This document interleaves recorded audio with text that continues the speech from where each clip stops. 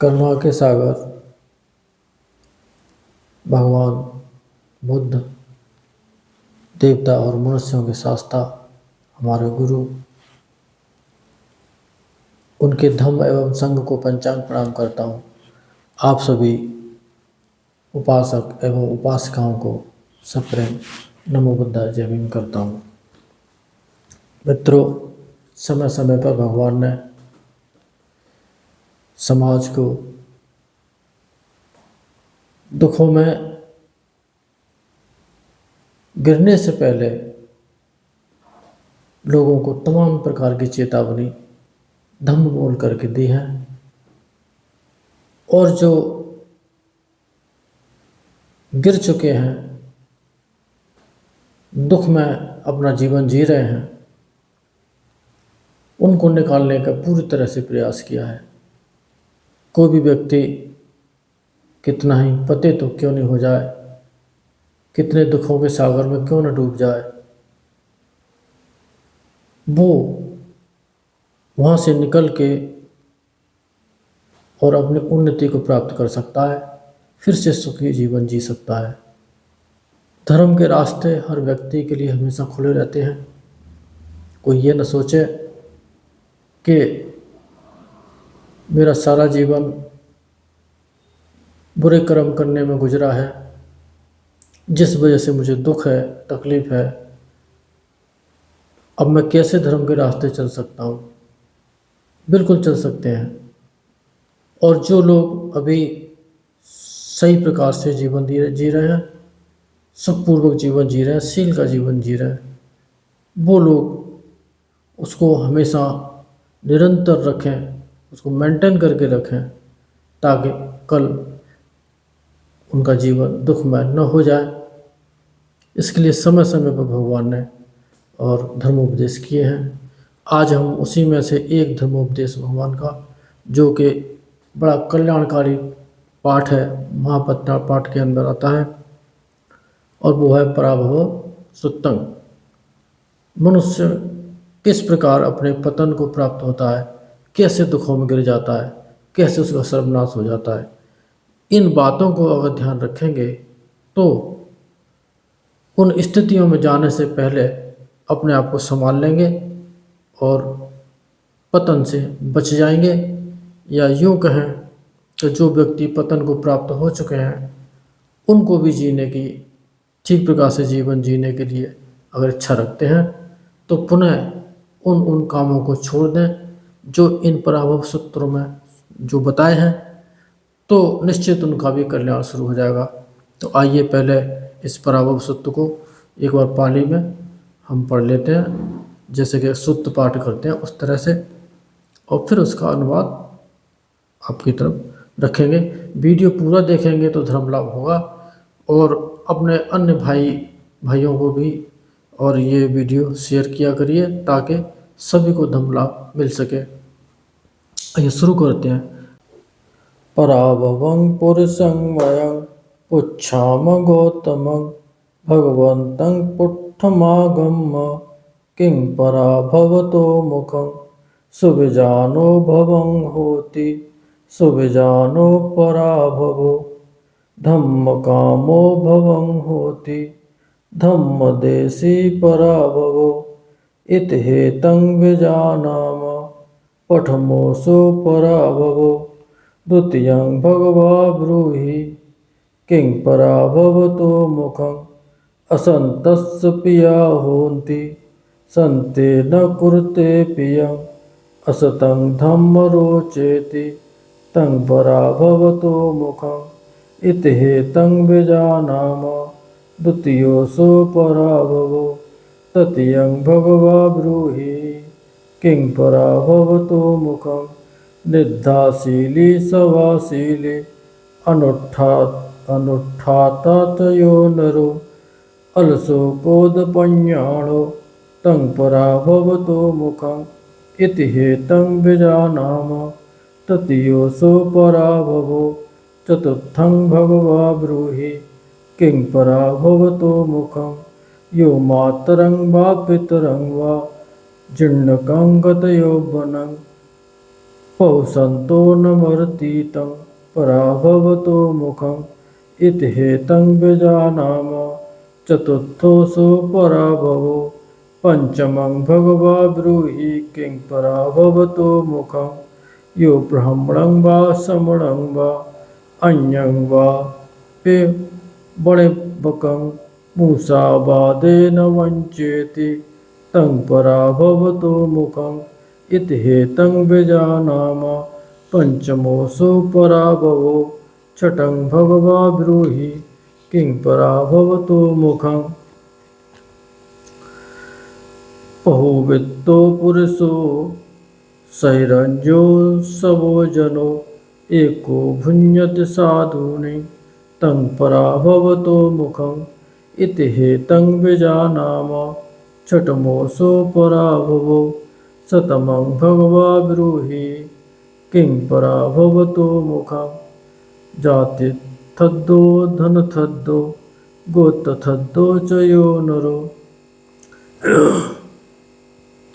संज्ञातिं अति मञ्जेति तं पराभवतो मुखम् इति हेतं व्यजानाम सप्तमोऽसो पराभवो अट्ठमं भगवा ब्रूहि किं पराभवतो मुखम् इत्थुद्धो सुराधुत्तो अक्कधुत्तो च यो नरो लद्धं विनाशेति तं पराभवतो मुखम् इति हेतं व्यजानाम अठमोऽसो पराभवो नवं भगवा ब्रूहि किं पराभवतो मुखम् सेहि दारेहि सन्तुष्टो वेश्यासोपदिशति दिशति पदारेषु तं पराभवतो मुखम् इति हेतं व्यजानाम नवमोऽसो पराभवो दशं भगवा ब्रूहि किं पराभवतो मुखम्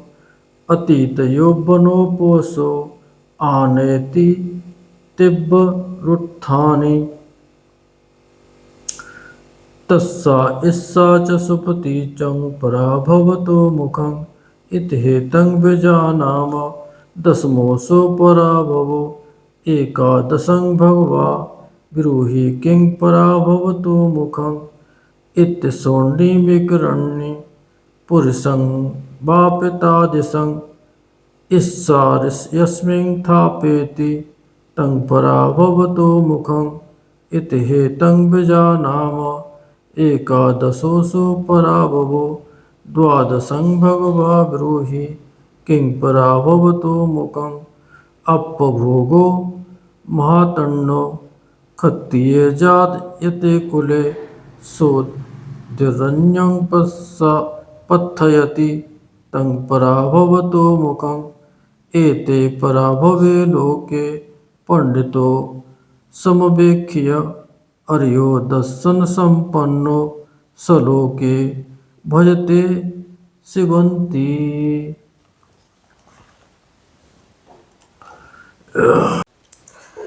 एवं मैं सुतंग ऐसा मैंने सुना जे भदंत आनंद में सुना। और वही जब धर्म की संगति हुई थी तब वहाँ पर ये सूत्र रखा, तब ऐसा मैंने सुना, ऐसा मेरे द्वारा सुना गया। जे भंते आनंद के शब्द हैं जो उन्होंने सुना वो संगति में रखा। एक समय भगवान श्रावस्ती में अनाथपिंडक का जो सेठ अनाथपिंडक ने जो श्रावस्ती में जैतवन विहार बनवा के भगवान को दान दिया था, वहाँ की घटना है। वहाँ पर रात बीतने पर एक जो देवता होते हैं, कुछ एक देवता ऐसे होते हैं जो प्रकाश फैला देते हैं, उसी प्रकार का एक देव जैतवन विहार में आए और उन्होंने पूरे जैतवन विहार को आलोकित कर दिया अपनी आभा से, और भगवान को अभिवादन कर एक ओर बैठ गए। बैठ गया, देवता तो खड़े ही रहते थे, खड़े हो गए और खड़े हो उस देवता ने भगवान से पूछा कि भगवान, पुरुष जो पतन की ओर जाते हैं, अवनति की ओर जाते हैं, उनके विषय में हम आपसे पूछते हैं यही पूछने के लिए हम भगवान के पास आए हैं कि किस वजह से आदमी अपने पतन को प्राप्त होता है, अवनति को प्राप्त होता है। तो भगवान कहते हैं कि शुभ जानो भवंग होती, शुभ जानो पराभवो।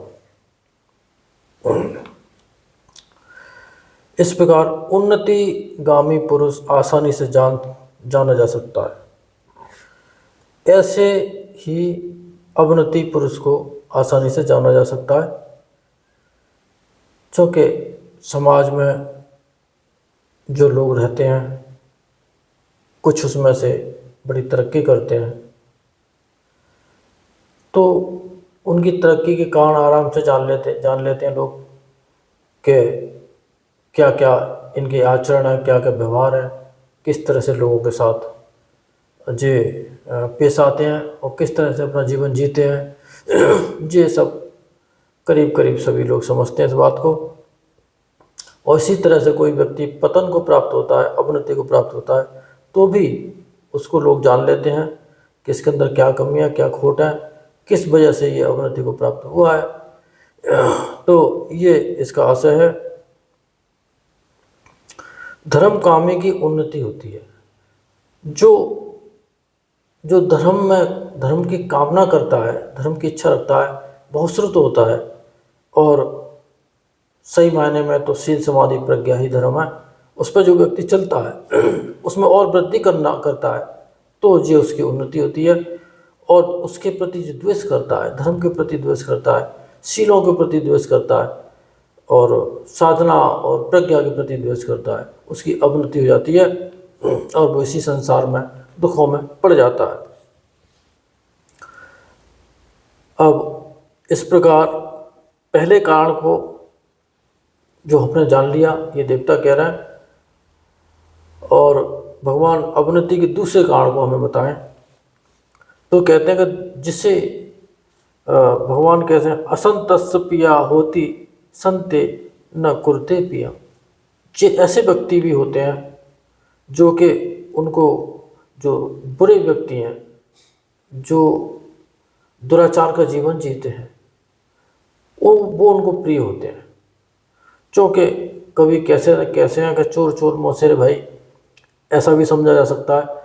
और इसको ऐसे समझ सकते हैं कि जो एक व्यक्ति जो शराब पीता है और भी तमाम प्रकार के व्यभिचार करता है, झूठ बोलता है, ठीक है ना, इस तरह के जो व्यक्ति होते हैं तो उनको उसी तरह की संगति वाले व्यक्ति प्रिय होते हैं। तो इस तरह से वो व्यक्ति भी गड्ढे में जा रहा है, उसके संग दूसरा भी हो लेता है कि चल भाई मुझे भी ले चल, मैं भी गड्ढे में गिरूंगा। और सज्जनों से प्रेम नहीं करते हैं वो लोग, क्योंकि सज्जन जो भी होंगे वो होंगे तो शील समाधि प्रज्ञा पर चलने वाले होंगे, वही लोग सज्जन बनते चले जाते हैं और वो लोग उनको सेवन नहीं करते, उनके प्रति द्वेष करते हैं। तो इस प्रकार यह उनकी अवनति का कारण बनता है, इससे उनका पतन हो जाता है। क्योंकि जो व्यक्ति सज्जन पुरुष होते हैं वही उसको बचा सकते हैं और वो उनको पहले से ही द्वेष करते हैं। ये इस प्रकार हमने दूसरे कारण को भी जान लिया। अब भगवान हमें तीसरी बात क्या है उसको भी हमें बताएं। तो निद्दाशीली सवाशीली अनुठाता चयो नरो। जो व्यक्ति निद्राशीली है, यानी कि बहुत सोने वाला है, 12 घंटे 14 घंटे दिन में भी सोता है, रात को भी सोता है, और बुरी संगति में मस्त रहने वाला है। अब जो व्यक्ति उल्टे सीधे कर्म करेंगे उनकी नींद पूरी तो होती नहीं है, क्योंकि मन भी रात को बहुत घूमता रहता है, बुरे बुरे सपने उसको आते हैं और चिंतित भी रहता है कि उसने जो भी व्यसन किए उसमें बहुत सारा जो धन कल खर्च कर आया, उस वजह से भी उसको चिंता रहती है। और जो नशा पत्ता भी करके आया है, जो भी बुरा काम करके आया, उससे उसके शरीर में दुर्बलता होती है, कमजोरी होती है, तो वो जल्दी सुबह कभी नहीं उठ पाता और आलसी हो जाता है। ये बुरी संगति में मस्त रहने वाला, परिश्रम न करने वाला, जो व्यक्ति शराब और जो बेफालतू के जो काम करता है, जिसमें क्षणिक सुख देने वाले जो काम करता है, उसका शरीर वैसे ही जर्जरित हो जाता है, उसमें कोई शक्ति नहीं रहती है, तो वो परिश्रम करने के लायक भी नहीं रहता, आलसी होता है। और आलसी होने की वजह से उसके शरीर में दुखद संवेदना चलती हैं, तो वो क्रोध भी करता है। उससे कोई जरा भी कह देगा तो इतनी देर तक सो रहे हो, तो क्रोध उसको उत्पन्न हो जाएगा। ये सारी बातें उसकी अवनति का कारण होती हैं, ये सब आपकी समझ में आ रही होंगी। और ये कोई ऐसी बातें नहीं हैं जो कि आपके सामने आपने देखी ना हो, सब देखते हैं। और इसमें से बहुत से लोग होंगे भी जो कि इस श्रेणी में आते हैं, कुछ ऐसे होंगे जो उस श्रेणी में आते हैं, उन्नति की श्रेणी में आते हैं। तो दोनों ही ध्यान से सुने, और जिनकी अवनति हो चुकी है, जितनी होगी उतनी हो गई, अब अपने आप को संभाल लें, तो भी आपकी इसमें उन्नति हो जाएगी। भगवान, हमने अवनति के तीसरे कारण को जान लिया है। अब हमें अवनति का जो चौथा द्वार है, चौथा कारण है, उसे हमें बताएं।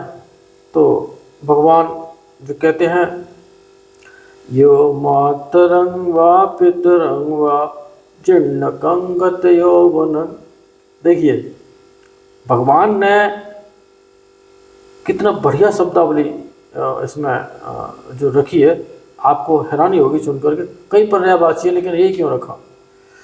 यानी कि जो व्यक्ति माता को या पिता को या जीर्णकं गत यौवनं, यानी कि जिनका यौवन जा चुका है, अब यहाँ पे बुढ़ापा नहीं कहा, तो बुढ़ापा एक फाइनल स्टेज नहीं होती है, क्योंकि जो आदमी का यौवन जब क्षीण हो जाता है, वहीं से बुढ़ापा शुरू हो जाता है। अब बुढ़ापे की पीक कहाँ पर है, ये किसी को पता नहीं चलता। जैसे जवानी का पीक कहाँ पर था, यानी कि कोई व्यक्ति इस बात को, जवानी से बुढ़ापे में जाने वाला व्यक्ति इस बात को तय नहीं कर सकता कि कौन से दिन वो सबसे ज़्यादा जवान था, नहीं कर सकता। इसी तरह से बूढ़े आदमी भी मरने उपरांत, जो मरने वाला बैठा है, कुछ दिनों में मर जाएगा, वो भी ये बात तय नहीं कर सकता कि सबसे ज़्यादा बूढ़ा किस दिन था। ठीक है ना? तो भगवान ने उसके लिए शब्द क्या दिया, गत यौवनं, यानी कि जिसकी जवानी जा चुकी है, ऐसे व्यक्ति को कोई व्यक्ति घर से बाहर निकाल देता है, उसका तिरस्कार कर देता है ना? यो मातरं वा पितरं वा, या माता को या पिता को, या उन व्यक्तियों को जिनका यौवन क्षीण हो गया, बुढ़ापे में आ गए। परुसंतो न भरती, यानी कि वो उनका भरण पोषण नहीं करता, ये उसकी उन्नति का कारण नहीं होता, ये उसकी अवनति का कारण बनता है, पतन का कारण बनता है। अब वो देवता कह रहे हैं, इत हेतं विजानाम, हे भगवान, हमने चौथे कारण को जान लिया है जो आपने अभी बताया। भगवान अवनति के पांचवें कारण को भी हमें बताएं। तो भगवान अवनति के पांचवें कारण को बताते हैं, कहते हैं, यो श्रमणं वा ब्राह्मणं वा श्रमणं वा, यानी कि जो ब्राह्मण और श्रमण या कोई दूसरा प्रकार का जो भिखारी याचक आता है, घर में आता है, घर के द्वार पे आता है, और उसको झूठ बोल देता है कि नहीं है, हमें खुद बैठे हैं भूख के लिए, भूखे प्यासे, कहाँ से दे दें तुझे, या ये कह देता है कि आगे बढ़ो, है ना, हमारे पास नहीं है, या कोई कह देता है कि मना करिए, इस तरह से भी कह देते हैं। तो वो इस तरह का झूठ बोल करके धोखा देता है, यह भी उसके अवनति का कारण होता है। अब इस पर जब मैं ग्रस्त था तो एक मुझे घटना याद आती है कि एक बुढ़िया माई भीख मांगने के लिए आती थी, तो राधे राधे करते हुए आती थी, सभी देते थे, हम भी देते थे। अब हम जब ग्रस्त थे तब हमारे घर में से अगर आटा उसको नहीं मिलता था, तो मेरे पास जो खुले पैसे रखे होते थे, 10 रुपये 20 रुपये, मैं फुर्ती के साथ उसको निकाल के दे देता था।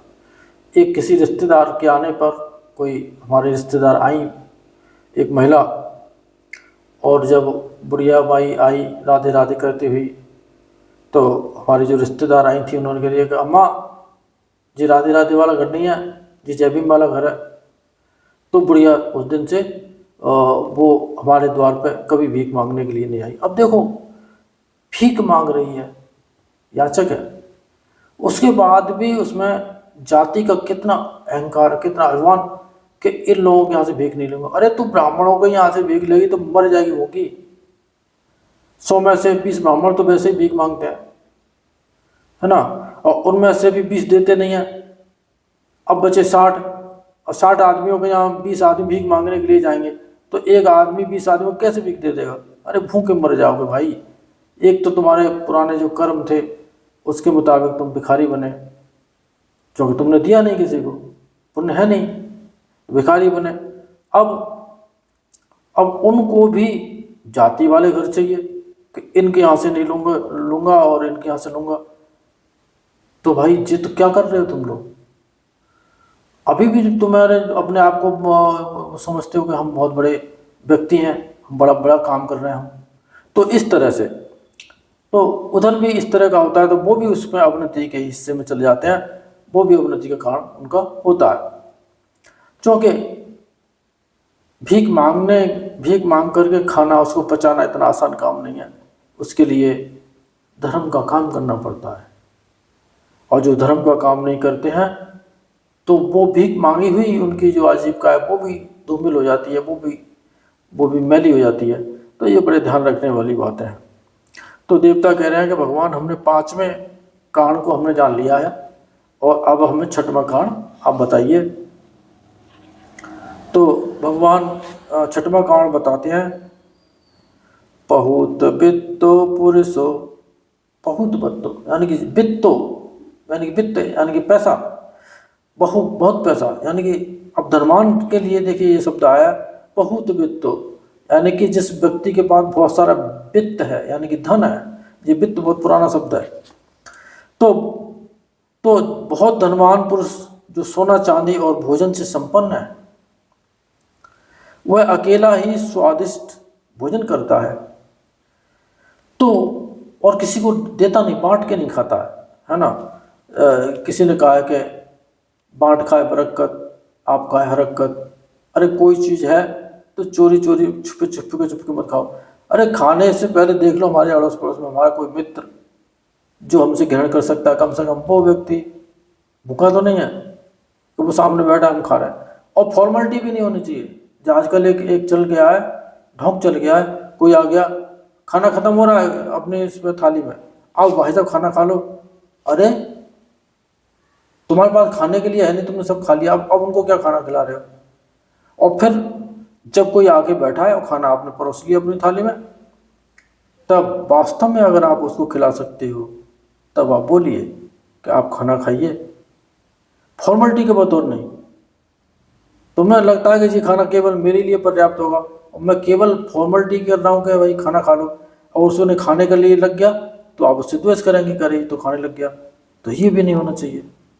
जो भी कुछ बोल रहे हो सच्चे मन से सच्चे हृदय से बोलना चाहिए, उसमें फॉर्मेलिटी नाम की कोई चीज़ नहीं होनी चाहिए। अगर आप भोजन किसी को दे सकते हैं, अरे आधा ही बांट के खा लेंगे खुशी खुशी, उसमें अलग सुकून होता है, उसमें अलग सुख होता है।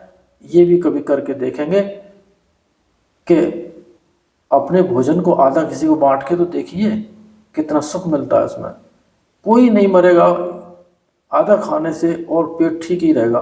रोज रोज की बात नहीं कर रहे हैं, कभी कभी ऐसा होता है। तो बिल्कुल फॉर्मेलिटी बिल्कुल मत करिए। अगर किसी को खिला सकते हो तो कहिए, और नहीं खिला सकते तो बिल्कुल मत कहिए। तो अब बिल्कुल नहीं कहेंगे तो ये बात ये भी आ जाती है कि अकेले स्वादिष्ट भोजन करता है तो ये उसकी अवनति का कारण बनता है। तो इस तरह से ये उनका कारण था। तो भगवान हमने अवनति के 6ठे कारण को जान लिया और अब हमें 7वें कारण को बताएं।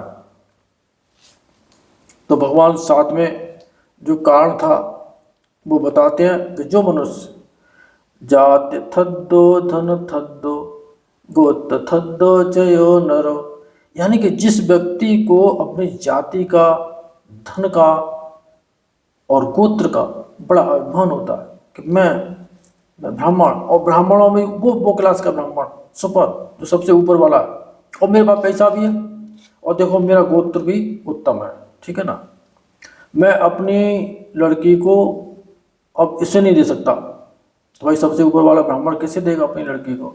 लड़की ले तो सकता है, तो कोई कोई मार डाले उसको, लड़की को। तो ये सारे पतन के कारण बन जाते हैं। और अपने बांधवों का वो अपमान करता है, जो उसके जाति वाले लोग हैं, सभी तो अमीर नहीं है ना, और कुछ गरीब भी हैं, उनका अपमान करता है, तो ये उसकी अवनति का कारण बनता है। कहते हैं कि घमंड तो किसी का चलता नहीं है, घमंडी का सिर हमेशा नीचा रहता है, नीचा हो जाता है, क्योंकि वो पतन को प्राप्त होता है तो नीचा तो हो ही जाएगा। और ये जो माया है, धन है, जो भी कुछ आपको देख रहे हो माया के रूप में, जो आपकी भोग वस्तुएं वो देखते देखते खत्म होती चली जाती हैं। शरीर आपका भोगने के लायक ही नहीं रहता, वो भी जीर्ण शीर्ण होता चला जाता है। तब तो ये सारी चीज़ें पराभव का कारण होती हैं। तो देवता कहते हैं कि भगवान हमने 7वें कारण को जान लिया, अब हमें 8वां कारण बताएं जिससे मनुष्य अवनति को प्राप्त होते हैं।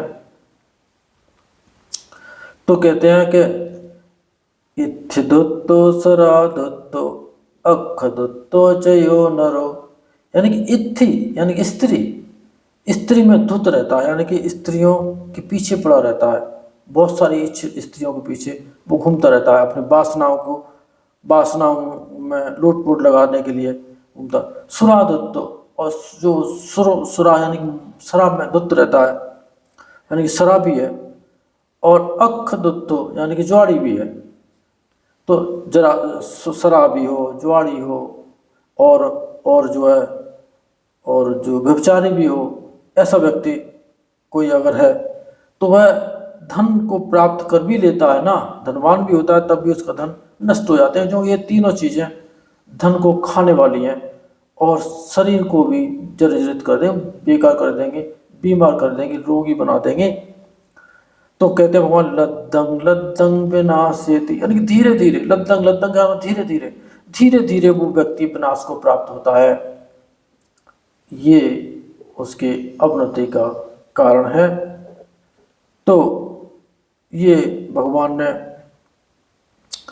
इस प्रकार, ये भगवान हमने जो 8वां कारण आपने बताया वो जान लिया। अब हमें जो 9वां कारण क्या है वो भी आप बता दें। तो इस तरह से देवता एक एक करके और भगवान से पूछ रहे हैं। अगर वो ये नहीं बोलते तो भगवान उतना ही बोल करके रह जाते, ठीक है ना। इसीलिए देवता को बार बार बोलना पड़ रहा है, भगवान ये 8 कारण तो आपने बता दिए, और भी बताओ। तो इस तरह से भगवान फिर अगला बताते हैं। फिर देवता, ये इस तरह से वहाँ पर चर्चा चली थी, तो भगवान उसको 9वां कारण को बताते हैं। अच्छा, जो 9वां कारण है, इत हेतं बीजानामो, जित हो गया, चलो। से ही दारे ही संतुष्टो बेसयासु पदेशति दिशति पदार परदारेषु तंग पराभवतो मुखम। देखो कितनी सुंदर बात है। से ही दारे ही संतुष्टो, जो व्यक्ति अपनी पत्नी से असंतुष्ट होकर वैश्याओं के और पराई स्त्रियों के पास दिखाई देता है, जाता है, और यह उसके अवनति का कारण बन जाता है, यानी व्यभिचार करता है वो। आज पूरे विश्व में जो सबसे ज़्यादा जो व्यक्ति होते हैं, पैसे वाले, शोहरत वाले, वो नेता हैं। किसी देश का कोई राजनेता हो, यानी कि अब उसको हम पुराने भारत की अगर भाषा करें, पुराने देश की, तो वो राजा। आज के जो राजा हैं, यानी कि मंत्री हैं, चाहे वो प्रधानमंत्री हैं, राष्ट्रपति, जो भी हैं, आज के राजाओं में पुराने राजाओं में कितना अंतर है। आज के राजा व्यभिचार करते हैं तो वो जो है दोषी हैं। पुराने ज़माने के जो राजा थे वो इस तरह से व्यभिचार नहीं करते थे। वो क्या करते थे कि उसके पास भले ही 10 रानियां हैं, और घूमते घामते किसी कोई और लड़की उसको ऐसी लगी कि ये भी हमें चाहिए, तो पहले वो राजा उनसे शादी करते थे और फिर उनको अपनी रानी बनाते थे। तो इस तरह से उन पुराने जो राजा थे उनकी बहुत सारी रानियां इकट्ठी हो जाती थी। तो वो धर्म से उनके साथ रमण किया करते थे, क्योंकि जब उनके साथ रमण करते थे तो वो अपनी पत्नी के रूप में रमण करते थे। उनको जो है सारे सुख देते थे, राज में पैसा है, धन है, सब कुछ, और राजा का रानी होने का उन्हें गर्व गौरव मिलता था। तो पुराने राजाओं में जो जो देखने को मिलता है वो धार्मिक राजा थे, भले ही वो इस तरह के काम करते थे, लेकिन आज अधार्मिक राजा हैं क्योंकि वो पैसे पर ये काम करते हैं। तो ऐसे लोगों के अवनति के कारण हो जाते हैं। तो भगवान हमें 90 जो कारण था आपने जो बताया वो हमने जान लिया। अब 10वें कारण को और हमें बता दो। अतीत यौवनो पोषो आनेति तिमरुत्थानि।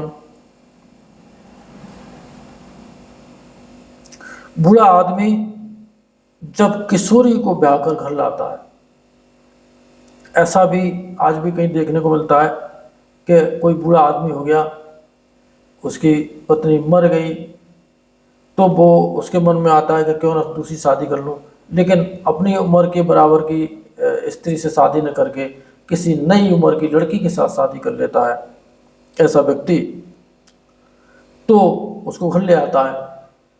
तो उसकी ईर्ष्या के कारण वह सो नहीं पाता।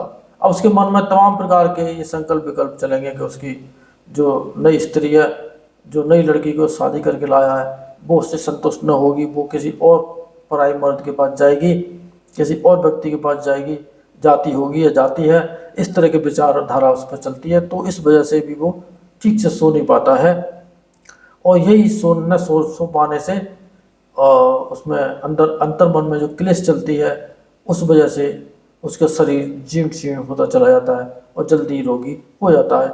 ये भी उसके प्रभाव का कारण होता है, इससे भी उसका पतन हो जाता है। तो इस प्रकार भगवान हमने 10वें कारण को जान लिया है। भगवान अवनति के 11वें कारण को हमें बताएं। इत्य सोन्नी विकरण्य पुरुषंग बापितादिसंग। जब किसी लालची व्यक्ति या संपत्ति को नष्ट करने वाली स्त्री को संपत्ति का मालिक बना जाए तो यह उसकी उन्नति का कारण होता है। अब देखिए, ये भी बड़ी विशेष बात है। कोई सीधा साधा आदमी हो, उसकी जो पत्नी हो, वो उसकी रोज जेब में से पैसे निकाल ले, रोज ठंडा कर दे, जेब पैसे दे नहीं, और वो कमा कमा के लाए और उसको देता रहे और उसकी जेब ढीली करती रहे। तो अब ऐसी स्त्री को अगर संपत्ति का मालिक बना दिया तो उसे इस संसार में ठोकरें खानी पड़ेंगी, क्योंकि अब उसके पास पैसा भी नहीं रहेगा और इधर बूढ़ा आदमी हो गया। तो इस तरह से ये भी उसकी अवनति का कारण बन जाता है। भगवान अवनति के 11वें कारण को हमने जान लिया। भगवान अवनति के 12वें कारण को हमें बताएं। अपभोगो महातनो क्षत्रिय जायते कुले। देखिए, ये भी बड़ी अच्छी चीज कही है भगवान ने। जो क्षत्रिय कुल में कोई व्यक्ति उत्पन्न हो गया, अब वो कहे कि हमारे जो कुल में तो राजघराने हुए है ना, हम तो राजा हैं, तो कोई भी राजा बन जाता था, वही क्षत्रिय हो जाता था, जो कि उसे पूरी प्रजा को देखभाल करनी है और दूसरे जो पड़ोसी राजा हैं उनसे अपनी जमीन की और अपनी प्रजा की रक्षा करनी है। तो जातियों से कोई मतलब नहीं है, जो भी राजा बैठा उसको तलवार तो चलानी पड़ेगी, तो वही क्षत्रिय होता था। तो वो किसी राजघराने से किसी और वो पैदा हुआ, किसी आगे के जो है उनके पीढ़ियों में, और वो गरीब परिवार में पैदा हो गया। अब वो कहेगा ना मैं तो राज करूँगा, मैं ये काम करूँगा नहीं, मजदूरी नहीं करूँगा, है ना, तो उसको न मजदूरी मिलेगी न राज मिलेगा। राज तो मिल ही नहीं सकता है, और जो मजदूरी कर सकता था वो भी गई काम से। तो ये उसके अवनति का कारण हो जाता है, भूखो ही मरेगा वो इस तरह से। तो ये संसार में जो पराभव के कारण हैं, पंडित लोग ठीक प्रकार से उसको जान लेते हैं। बुद्धिमान लोग इस तरह से अपने आप को बचाते हुए स्वर्ग को प्राप्त करते हैं। इन सत्य वचनों से आप सबका मंगल हो, भला हो, कल्याण हो, संसार के सारे प्राणी सुखी हों और ये धर्म समाज में खूब फैले ताकि सभी लोग सुखी हों और अपने आप को अवनति से बचाएं, सुखपूर्वक जीवन जिएं। साधु साधु साधु।